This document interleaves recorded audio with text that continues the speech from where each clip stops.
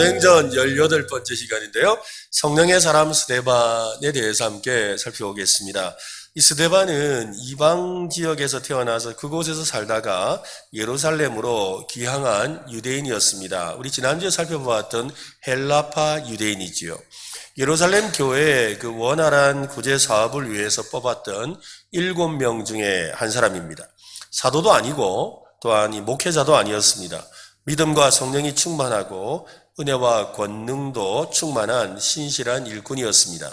7사람 중에서 이 스데반의 이름이 제일 먼저 나오는 것으로 보아서 아마도 성도들과 그 사도들 사이에서 굉장히 신임을 받고 있는 사람이었던 것 같습니다. 이 스데반이라는 이름의 뜻은 승리의 면류관이라는 뜻입니다. 헬라어로 이 스테파노스인데요. 여기에서 그 영어 이름 스티븐이라는 이름 있잖아요. 그죠? 스티븐. 그 다음에 또 여자들은 그 스테파니라는 그 이름이 파생되어 나왔습니다. 그 면류관은 이 고대 올림피아 경기에서 우승한 선수에게 주어지는 것이었습니다. 스테반은 그 이름에 걸맞는 삶을 살았다고 할 수가 있지요. 왜냐하면 기독교 교회의 첫 번째 순교자가 되어서 생명의 면류관을 받게 되었기 때문입니다. 계시록 2장 10절에 보면 너는 장차 받을 고난을 두려워하지 말라. 볼지어다 마귀가 장차 너희 가운데에서 몇 사람을 옥에 던져 시험을 받게 하리니 너희가 10일 동안 환난을 받으리라. 네가 죽도록 충성하라. 그리하면 내가 생명의 관 면류관을 내게 주리라. 스데반은 하늘에서 면류관을 받았을 뿐만 아니라 땅에서도 받았습니다. 왕의 권세를 가지고 자신의 은사들과 주어진 기회 앞에서 충성스러운 삶을 살았습니다. 스데반에 대해서 우리가 알 수 있는 것은 사도행전 6장과 7장에 기록된 것이 전부입니다. 아주 짧은 그의 삶에 관한 기록에도 불구하고 지금까지 많은 성도에게 큰 격려와 도전이 되고 있습니다. 스데반의 이야기는 이 복음 전파와 선교의 방향과 관련한 이 전환점의 역할을 합니다. 그래서 스데반의 그 순교 이전의 이 복음 사역과 스데반이 순교하고 난 뒤의 복음 사역이 달라집니다. 특별히 예루살렘을 넘어서서 사마리아와 온 땅으로 흩어지는 계기가 되는 것이지요. 그런 점에 있어서 이 스데반의 삶은 아주 짧지만 아주 중요한 그런 삶이었던 것을 알 수가 있습니다. 스데반과 관련해서 이 3번에 나누어서 말씀을 전하려고 합니다. 오늘은 이 스데반이 어떤 사람인지를 살펴보고 다음 시간에는 이 스데반의 설교를 좀 집중해서 살펴보겠습니다. 그리고 마지막 시간에는 스데반의 순교에 대한 내용을 살펴보려고 합니다. 늘어난 교회의 여러 가지 사역들로 인해서 12명의 사도가 모두 감당하기 어려운 지경에 이르렀습니다. 그래서 교회는 7명의 일꾼을 세워서 교회 사역을 분담하게 했습니다. 성도 중에 지혜와 성령이 충만하여 칭찬받는 사람 7이 선택되었습니다. 그 중에 스데반이 있었다고 했습니다. 스데반을 포함해서 7사람은 하나님의 선한 청직이었습니다.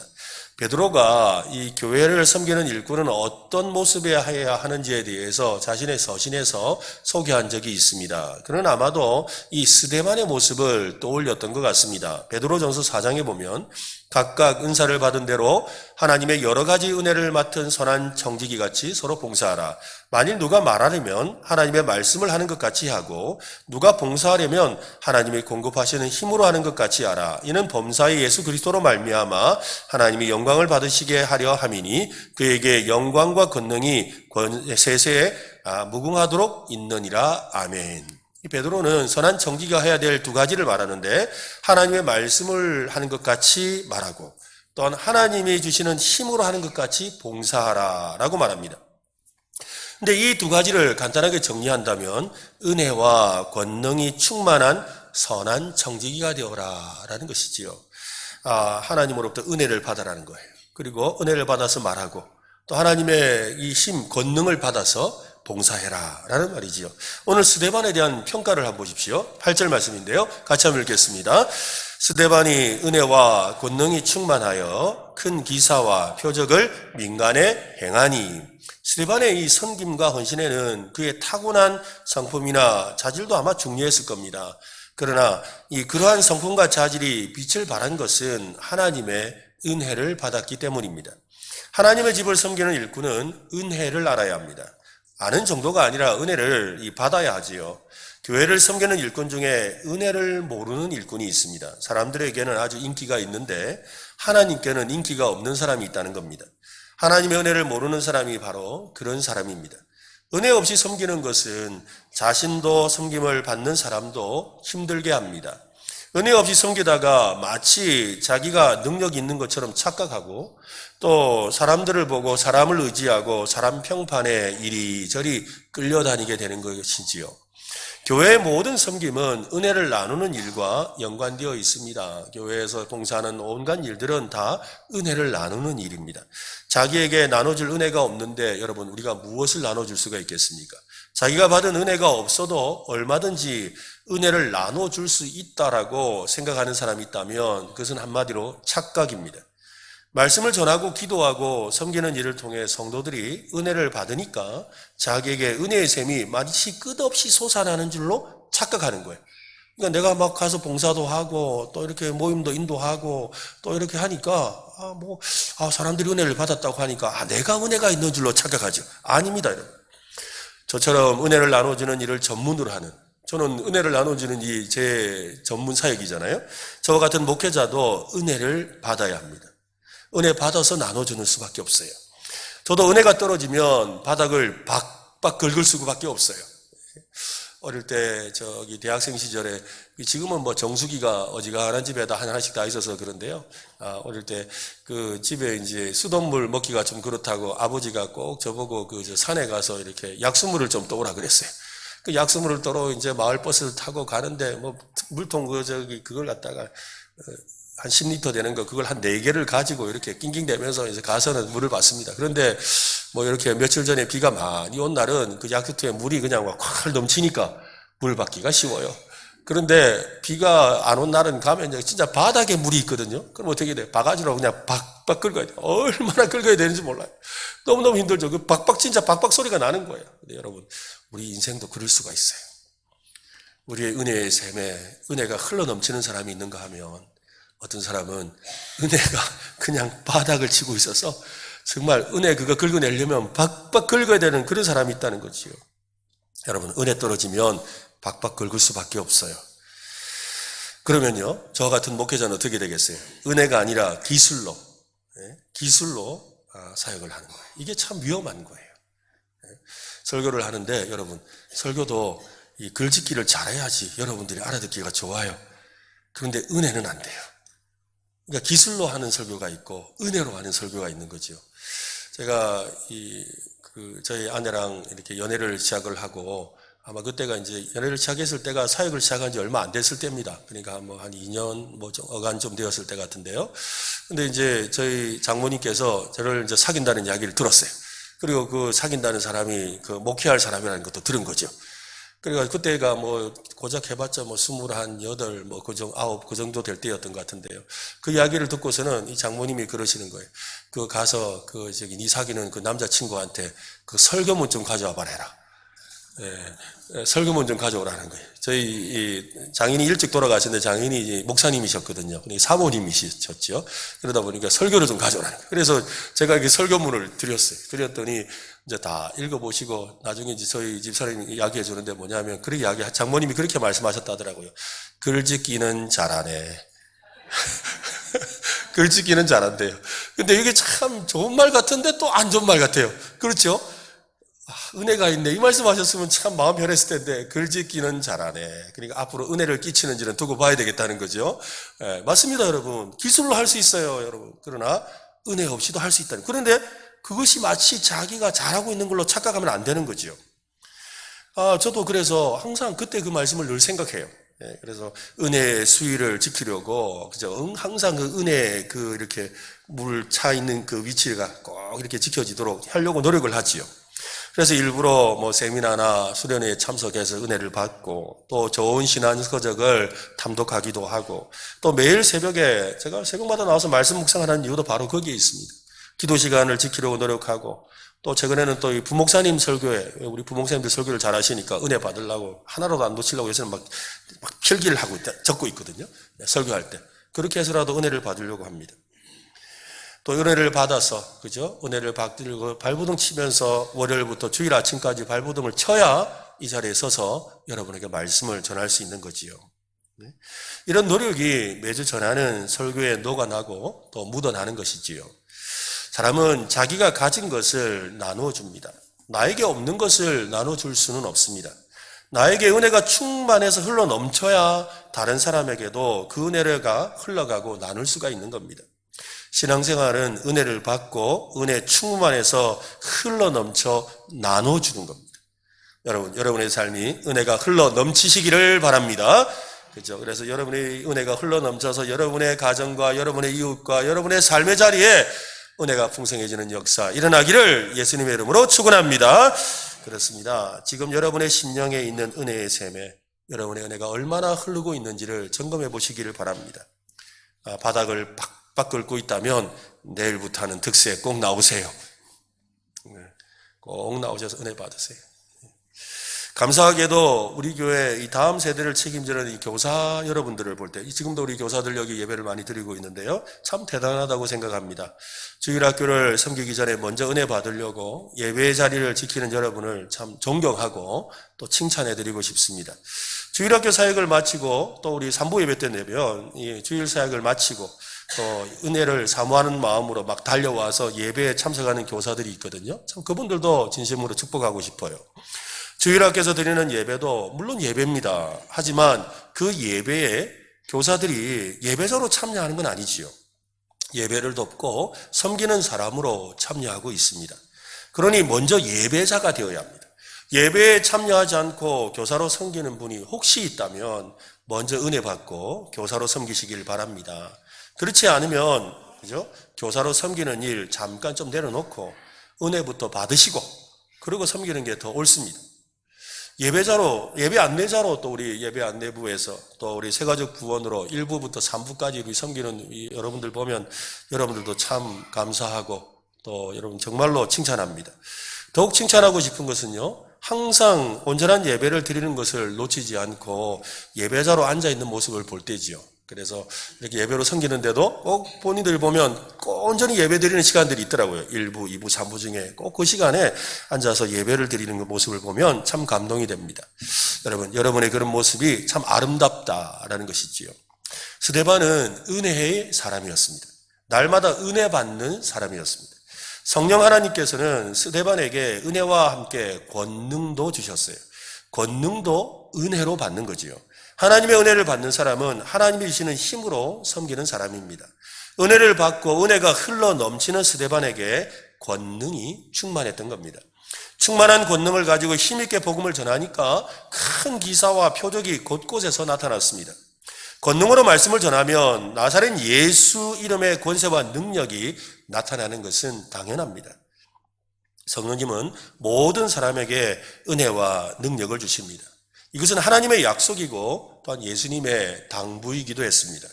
성령 충만은 은혜 충만입니다. 말씀 충만입니다. 기도 충만입니다. 여러분, 능력 충만입니다. 성령 충만은 흘러 넘치는 삶입니다. 여러분, 흘러 넘치는 삶을 사시기를 바랍니다.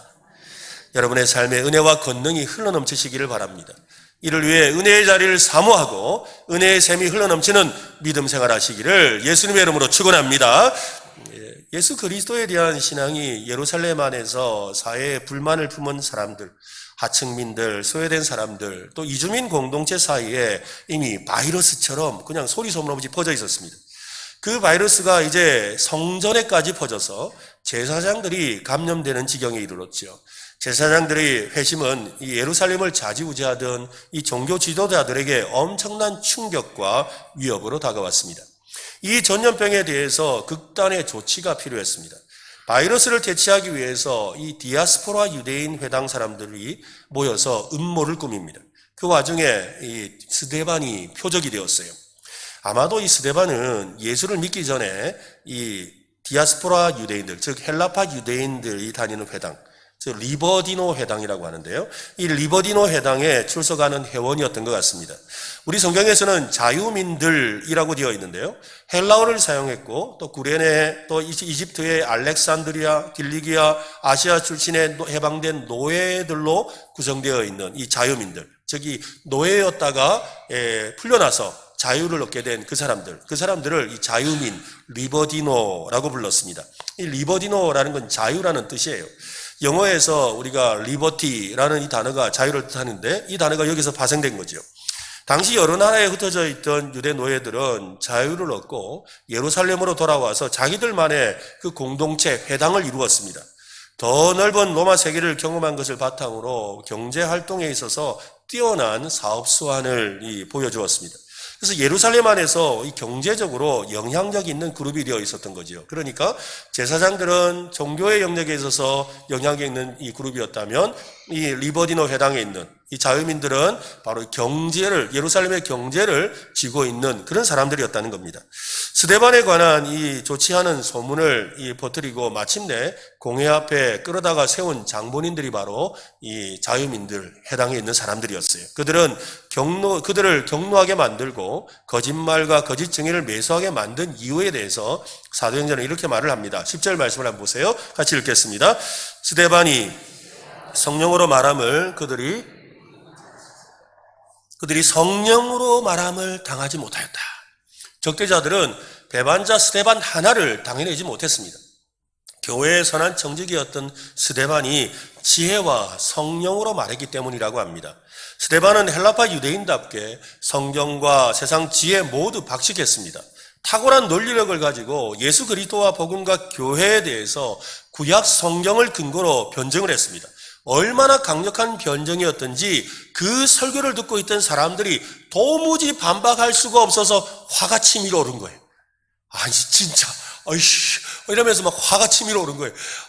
이러면서 뭘 이렇게 대들고 싶은데 뭔가 반박을 하고 싶은데 할 수가 없는 거예요. 그러니까 그냥 화밖에 안 났다는 거죠.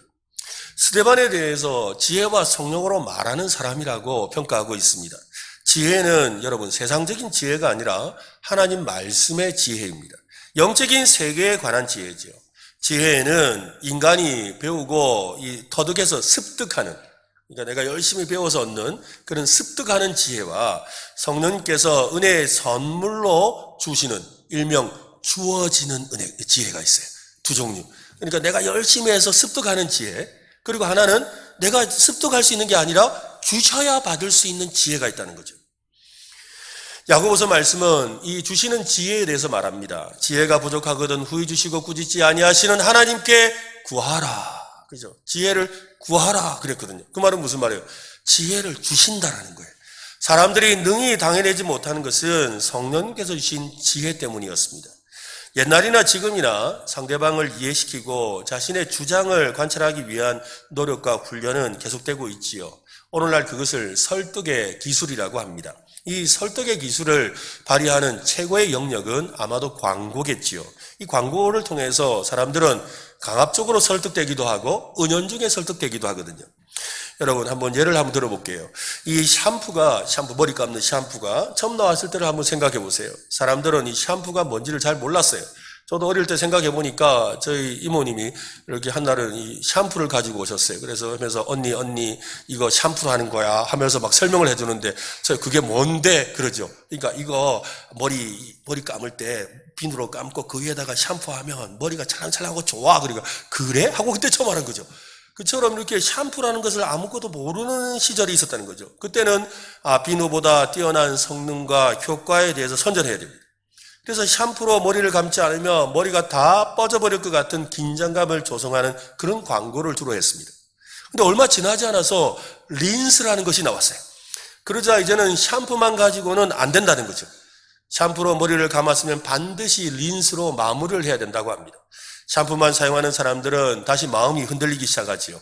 린스를 하지 않아서 모발이 뻣뻣하고 손질이 안 된다고 생각하기에 이르는 겁니다. 근데 요즘에는 어떻습니까? 샴푸에다가 린스에다가 또 무슨 트리트먼트인가 하는 것까지, 그죠? 또 그것도 세 개 하려니까 너무 복잡하다고 한 번에 하는 것까지 나왔대요.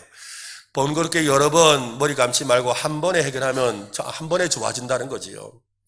저는 이 샴푸만 쓰고 있는데 얼마 전에는 한동안 이 비누만으로 이 머리를 감기도 했습니다. 아직 저는 잘 모르겠습니다. 이 샴푸가 좋다, 저 샴푸가 좋다 뭐 이야기를 하는데 제가 생각할 때 제일 좋은 샴푸는 마트에서 제일 싼 가격에 1+1 하는 샴푸입니다. 사도 바울은 고린도 지역에서 복음을 전하기 전에 말과 지혜의 아름다운 것으로 하지 않았다라고 했어요. 복음의 일꾼은 세상 사람들처럼 저급한 것을 팔아먹기 위해서 감언 이슬을 늘어놓고 사람들의 마음을 홀리는 그런 연사가 아니었습니다. 사도 바울은 복음의 진리를 훼손하지 않고 제대로 복음을 전하기 위해서는 이 세상의 웅변가들과는 다른 방법으로 전해야 된다고 생각했습니다. 그것은 바로 성령님을 의지하여 성령님의 지혜로 전하는 것이었지요. 고린도전서 2장은 이렇게 말합니다. 내 말과 내 전도함이 설득력이 있는 지혜의 말로 하지 아니하고, 설득력이라는 것은 바로 논리학을 배워서 아주 설득의 기술을 배워서 하는 그런 지혜의 말로 하지 아니하고, 다만 성령의 나타나심과 능력으로 하여 너희 믿음이 사람의 지혜에 있지 아니하고 다만 하나님의 능력에 있게 하려 하였노라. 성령님께서 주시는 지혜는 사람들의 마음을 찌르고 상대방이 당해낼 수 없는 강력한 능력과 설득력이 있습니다. 우리는 자주 예수 그리스도를 전하려고 하면, 그죠? 복음 좀 전해야지요. 그러면, 제가 성경을 잘 몰라가지고요. 그런단 말이죠. 그죠? 또 어떤 분은 그래요. 가서 이렇게 전도지 좀 제가 말주변이 없어가지고요. 그래요. 또 어떤 분은 그래요. 저는요, 소심해서 안 돼요. 소심해서 저는 가서 말도 못 붙여요. 그러죠. 또 어떤 분은 그래요. 나도 전도를 잘하고 싶은데 나는 교회 나온 지 얼마 안 돼가지고 신학 연수가 짧아서 어려워요. 이런저런 핑계를 대지만 그것은 진짜 이유가 될 수는 없습니다. 사람의 지혜와 아름다운 말로 영혼이 변화되는 것이 아니기 때문입니다. 중요한 것은 성령님의 지혜입니다. 좀 투박하고 세련미는 없어도 성령님을 의지해서 진짜 복음을 말하면 된다는 거죠. 여러분, 성령님을 의지하시기를 바랍니다. 성령님의 지혜를 구하시기를 바랍니다. 그러면 그냥 한마디 했는데 그 한마디가 그냥 전해지는 거예요. 그냥 한마디 했는데 그 한마디가 전해지는 거예요. 전에 한번 예로 드렸던 이 예화로 한번 말씀드린 적이 있는데요. 어떤 할머니가 전도를 하고 싶은데 자기 집 앞에 중학생들이 그렇게 많이 지나다니는데 그 중학생들에게 전도를 하고 싶은데 전도를 어떻게 해야 될지를 모르겠더래요. 그래가지고 이 할머니가 곰곰이 생각하는데 성령님께서 지혜를 주셨어요. 어떤 지혜를 주셨느냐면요. 이 복음 예수님은 사랑이시다. 이 내용을 영어로 써가지고, 그리고는 그 내용의 몇 가지를 더 적어가지고는 그걸 중학생들 앞에서 다 기다리다가, 학생 이거 무슨 글씨고 이것 좀 이야기 좀 해주라 그런다. 그러면 얘가 영어를 읽어주는 거죠. 근데 이게 무슨 말인데 하면 걔가 설명을 하는 거야. 그래가 복음을 전해가 학생들을 전도했다는 거야. 이게 바로 성령의 지혜 아닙니까? 이게 성령의 지혜예요. 이게 지혜라는 거죠. 여러분, 그런 지혜를 우리 주님께서 우리에게도 주실 줄로 믿습니다. 우리도 성령의 지혜와 성령의 능력으로 복음을 전해야 합니다. 이제 10월이 되면요, 우리 11월 둘째 주에 우리 전도 집회를 합니다. 행복으로의 초대 전도 집회를 하는데요. 이제 10월달 되면 우리가 이제 작정하고 기도도 하게 될 텐데요. 아마 올해가 가기 전에 우리가 한 사람이라도 전도해야 되지 않겠습니까? 그런 마음으로 우리 결실의 계절에 전도해야 될 텐데, 지금부터 여러분 기도하시기 바랍니다. 하나님, 지혜를 주세요. 눈을 열어주세요. 그래서 한 영혼에게라도 예수 믿게 하고 또 교회 나오도록 초대할 수 있는 그런 마음의 지혜와 능력을 달라고 기도하는 우리 모두가 되시기를 간절히 바랍니다. 전도하려면 우리의 말과 재주가 아니라 하나님이 주시는 지혜와 성령님을 의지해야 합니다. 전도할 분에게 다가가서 어떻게 말해야 할지 우리 성령님은 지혜를 주세요. 성령님께서 그들의 마음을 움직여 주실 겁니다. 지혜와 성령님을 구하면서 복음의 일꾼으로 쓰임받기를 간절히 바랍니다. 스데반의 설교와 이 권능에 감동받은 많은 사람이 그리스도를 따르게 되었습니다. 제사장들과 이 서기관들은 큰 위협으로 여겼지요. 리버디노 회당 사람들은 이 스데반을 대적해서 그를 넘어뜨리려는 계획을 세웠습니다. 거짓 증인을 세워서 이 스데반을 신성 모독한 것으로 고발하려는 계획이었습니다. 스데반은 대제사장과 장로들과 율법사들이 모여서 판결하는 공의회에 끌려갔습니다. 적대자들은 자신들이 돈으로 매수해서 세운 이 증인에게 거짓 증언을 시켰죠. 이 사람이 계속해서 성전과 율법에 거스르는 말을 했습니다. 나사렛 예수가 이곳을 헐고 모세가 우리에게 전해진 관습을 뜯어 고칠 것이라고 말하는 것을 내가 직접 들었습니다. 듣지도 않아놓고 들었다라고. 공회에 앉아있던 모든 사람이 이 스데반을 유심히 쳐다봤어요. 그때 이 스데반이 얼굴이 어땠는지를 말씀하는데요. 여러분 15절 말씀을 한번 보세요. 같이 한번 읽어보겠습니다. 공회 중에 앉은 사람들이 다 스데반을 주목하여 보니 그 얼굴이 천사의 얼굴과 같더라. 마치 천사의 얼굴과 같았다. 여러분, 누가 여러분을 향해서 하지도 않은 일을 했다라고 막 와서 네가 그거 했잖아, 네 그때 거기 있었잖아, 내가 다 봤다고 막 거짓말을 하면 여러분 얼굴이 어떻게 될 것 같으세요? 억울한 얼굴 되지. 그죠? 억울한 얼굴 아시죠? 황당한 얼굴, 참담한 얼굴, 화나는 얼굴, 그런 얼굴이 될 거예요. 그런데 오늘 스데반은 천사의 얼굴과 같았다라고 하죠. 거짓된 고발로 말미암아 죽을 수도 있는 상황에 있는 사람이 보이는 그 일반적인 반응과는 전혀 달랐다는 겁니다. 스데반은 너무나 침착하고 전혀 공격적이지 않은 표정을 하고 있었습니다. 그의 모습은 마치 예수님을 보는 듯 했던 것 같습니다. 공회 앞에서 신문을 받으시는 그 예수님의 얼굴, 그 얼굴처럼 말입니다. 베드로전서 2장에 보면 그는 죄를 범하지 아니하시고, 예수님을 말합니다. 예수님은 죄를 범하지 아니하시고 그 입에 거짓도 없으시며 욕을 당하시되 맞대어 욕하지 않으 욕을 당하셨단 말이에요. 야, 하면서 막 욕을 했는데 이거 나한테 욕을 했, 이거야 하면서 욕 안 했다는 거예요. 고난을 당하시되 위협하지, 고난을 받을 때 이게 내가 가만히 있지 않으니까 내가 가만히 있는 줄 알아 하면서 위협하지 않으셨다는 거예요. 오직 공의로 심판하시는 이에게 부탁하셨다라고 합니다. 사내들인 공회와 빌라도 법정에 서셨던 예수님의 입에는 거짓이 없으셨습니다. 그들은 거짓말로 죄 없으신 예수님을 정죄하려 했지만 예수님은 그들처럼 꾀를 내어서 피하려 들지 않으셨습니다. 구체하게 고난을 면하려고 비겁한 말을 입에 담지 않으셨습니다. 쓸데없는 말, 마음이 없는 말, 비겁한 행동도 하지 않으셨습니다. 욕을 당하셨지만 맞대어 욕으로 응수하지도 않으셨습니다. 이 곽선희 목사님이라고 소망교 유명한 목사님이 있죠. 그분 설교에 오늘 이 베드로 전서와 관련된 이 설교 말씀 중에 이런 이 말씀이 있는데 참 은혜가 되어서 여러분에게 좀 소개하겠습니다. 가끔 어떤 성도가 찾아오셨어요. 찾아와가지고 이야기한 이야기인데요. 가끔 남편에게 매를 맞고 억울해서 분해서 목사를 찾아와 하소연하는 분들이 있습니다. 폭군이다, 속물이다, 고약한 사람이다, 온갖 욕을 이 목사님 앞에서 막 자기 남편 욕을 한다는 거예요. 그런데 그런 욕을 하면 이 목사님이 그냥 보면서 웃고 계신대요. 하고 웃고 계신다는 거예요. 다 듣고 나서 마지막으로 한마디를 묻습니다. 근데 집사님 맞을 때 조용히 맞았어? 그러면 그 여자분이 그랬어요. 아니지요, 죽으라고 대들었습니다. 날 죽여라, 차라리 죽여라 하고 대들었다는 거예요. 그러면 이 목사님이 그런데요. 아니 죽이라고 했는데 불구하고 조금만 때리고 만 것을 보니까 그 남편 그래도 좀 자비로운 사람이네. 내가 고난 겪을 때 남편에게 욕하진 않았습니까? 그러니까 집사님 그 막 이렇게 남편이 힘들게 할 때 남편한테 욕 안 했습니까? 하고 물었어요. 그러니까 뭐 한탄하고 한을 품고 저주하고 욕하고 신세 타령하면서 막 그래 했다는 거예요. 그러니까 이 목사님이 이야기하는 거예요. 아니 그렇게 한을 품고 욕하고 신세 타령하면서 뭐 무슨 고난을 겪었단 말이오 당신이. 할 거 다 했구만. 우리가 고난을 겪을 때 자기 할 바를 다 했습니다마는 예수님께서는 억울한 고난을 겪으시면서 대신 욕하지 않으셨습니다. 미워하지도 않으셨습니다. 그것이 바로 그리스도인의 자세입니다. 라고 이렇게 말씀하셨다는 거예요. 참 저도 찔리고 우리 모두가 찔리는 이야기지요. 예수님은 위협하는 그들을 향해 위협하지 않으셨습니다. 오늘은 이렇지만 두고 보자. 내가 다시 오는 날 너희는 다 죽었어. 그러지 않으셨다는 거죠. 오히려 그들의 죄를 용서해달라고 하셨습니다. 그 예수님의 모습이 바로 스데반의 얼굴이지요.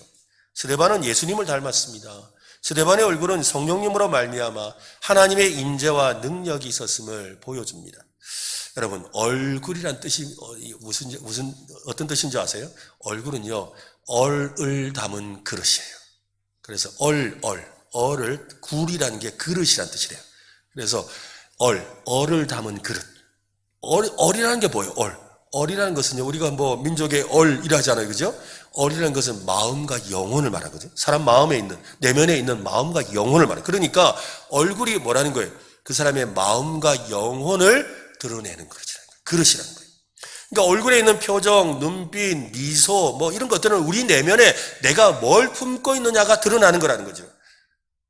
그러니까 사람의 얼굴은 감정과 사고와 신앙과 가치관을 그대로 드러내는 그런 창문이지요. 거울과 같습니다.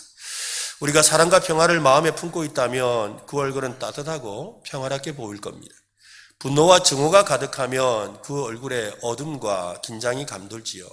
그러니 얼굴은 마음을 담은 그릇입니다. 그 사람의 마음이 얼굴에 나타나게 되는 거지요. 여러분 15절 말씀을 다시 한번 읽어봅시다. 같이 시작. 공회 중에 앉은 사람들이 다 스데반을 주목하여 보니 그 얼굴이 천사의 얼굴과 같더라. 천사의 얼굴과 같대요. 스데반의 마음은 천사 같았나 봅니다. 천사의 얼굴과 같았답니다. 천사의 얼굴, 여러분 어떤 모습일까요? 흔히들 친절하고 자상한 사람을 보고서 뭐라 그래요? 천사 같으세요. 그죠? 참 천사 같으시네요. 그러죠? 옆 사람에게 한번 말씀해 주세요. 천사 같으시네요. 진짜 그런지 얼굴 한번 쳐다보고 한 번 더 천사 같으시네요. 그죠? 천사 같다니까 다 좋아하시네. 그죠? 네, 감사합니다. 여러분, 스데반의 얼굴이 우리가 방금 말한 그런 천사의 얼굴일까요? 그런 천사의 얼굴일까요? 아닙니다, 여러분. 성경에서 천사는 하나님의 임재와 메시지를 전달하는 하나님을 대리하는 존재죠. 거룩함과 하나님의 영광을 나타내는 존재예요. 그러니까 스데반의 얼굴은 천사와 같았다는 말은 하나님과 깊이 연결되어 있었다는 거예요. 성령님의 인도하심 속에서 내면이 평화롭고 신실한 상태였다는 겁니다. 주변은 소리치고 겁박하고 욕을 하고 공포를 자아내고 혼란스러운 분위기인데 정작 스데반의 마음은 내 마음은 호수요 하는 그런 마음의 잔잔한 호수였다는 거예요. 어떻게 그럴 수가 있을까요? 시편 23편을 그가 암송하고 있었을까요? 여호와는 나의 목자시니 내게 부족함이 없으리로다. 그가 나를 푸른 풀밭에 누이시며 실만한 물가로 인도하시는도다. 내 영혼을 소생시키시고 자기 이름을 위하여 의의 길로 인도하시는도다. 내가 사망의 음침한 골짜기로 다닐지라도 해를 두려워하지 않을 것은 주께서 나와 함께 하시니라. 주의 지팡이와 막대기가 나를 안위하시나이다. 주께서 내 원수의 목전에서 내게 상을 차려주시고 기름을 내 머리에 부으셨으니 내 잔이 넘치나이다. 내 평생의 선하심과 인자하심이 반드시 나를 따르리니 내가 여호와의 집에 영원히 살리로다. 저는 이 시편 말씀을 읽다가 오늘 이 말씀과 관련해서 참 와닿았고 또 이게 과연 가능할까라는 생각이 드는 구절이 있었어요. 5절 말씀에 보면 주께서 내 원수의 목전에서 상을 차려주시니.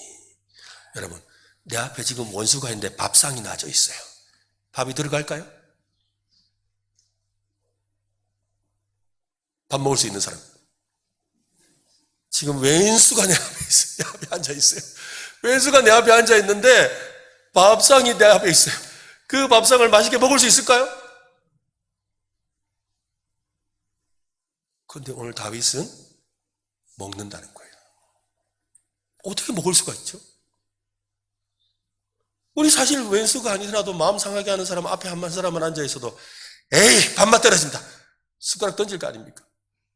그게 우리의 현실이잖아요. 그런데 어떻게 원수의 목전에서 상을 차려주신다. 그것을 오히려 기뻐하고 찬양하고 있을까요? 그만큼 평안을 주신다는 거예요. 원수가 앞에 앉아 있는데도 마음이 평안하다는 거예요.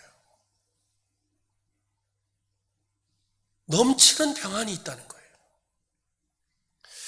여러분, 예수님과 제자들이 이 배를 타고 건넜던 곳이 있죠. 갈릴리. 그죠? 갈릴리인데 이 갈릴리를 성경을 가만히 읽어보면 어떤 때는 이 갈릴리를 호수라고 불렀다가 어떤 때는 갈릴리를 바다라고 불러요. 그죠? 근데 원래는 호수예요. 원래는 호수인데 이 갈릴리를 갈릴리 바다로 부르기도 하고 호수라고 부르기도 해요. 한때는 바다였다가 한때는 호수라는 거예요. 풍랑이 일 때는 바다고 잔잔하면 호수라고 부릅니다. 근데 아니 호수에 웬 바다가 되지? 실제로 이 갈릴리 호수는 이렇게 아주 낮은 곳에 있어서 골바람이 불어요. 골바람 때문에 바람이 세게 부니까 풍랑이 파도가 치는 거예요. 그러니까 바다같이 이 파도가 친다는 거죠. 그래서 이 파도가 칠 때는 바다, 잔잔할 때는 호수. 우리의 마음도 풍랑일 때는 바다, 잔잔할 때는 호수. 그죠? 풍랑이는 바다도 우리 주님이 함께 하시면 어떻게 되죠? 잔잔한 호수가 되고, 우리 주님이 자정하시면 남북한 바다는 잔잔한 호수가 되는 거예요. 여러분의 마음에 우리 주님이 계십니다. 계십니다. 그 주님으로 평안을 얻으시기를 바랍니다. 그래서 예수님이 말씀하시잖아요. 왜 두려워하느냐? 왜 죽을 것 같이 내가 이곳에 있는데, 배 타고 있을 때 예수님이 그러시잖아요. 내가 여기 있는데 왜 두려워하느냐? 왜 네 마음까지 바다냐? 이 말이잖아요.